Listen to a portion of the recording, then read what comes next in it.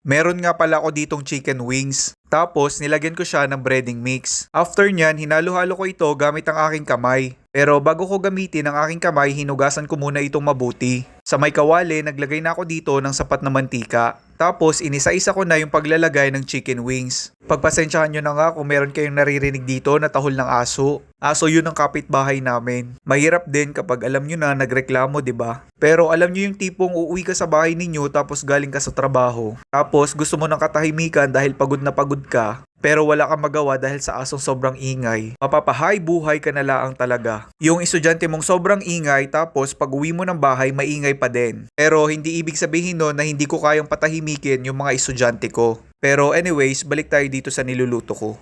Nagisa na ako dito ng bawang. Bale, margarine nga lang pala yung nilagay ko diyan kasi wala akong butter. Noong medyo toasted na nga yung bawang, naglagay ako dito ng paminta tapos isinunod ko yung cheese. Naglagay ako ng konting tubig, nor chicken cubes, tapos isinunod ko yung asukal. Naglagay nga din nga pala ako dito ng kalamansi. Tapos sinalo-halo ko lang ito hanggang sa lumapot yung pinaka-sauce. Noong lumapot na nga, inilagay ko na dito yung prinito kong chicken wings. O diba, nakaluto na naman tayo ng ating kakainin. Ewan ko ba kung anong pangalan nitong niluluto ko? Basta yan ay prinitong chicken wings. Tapos nilagyan ko ng margarine at cheese. Ay siya, napakasarap naman ni Ree.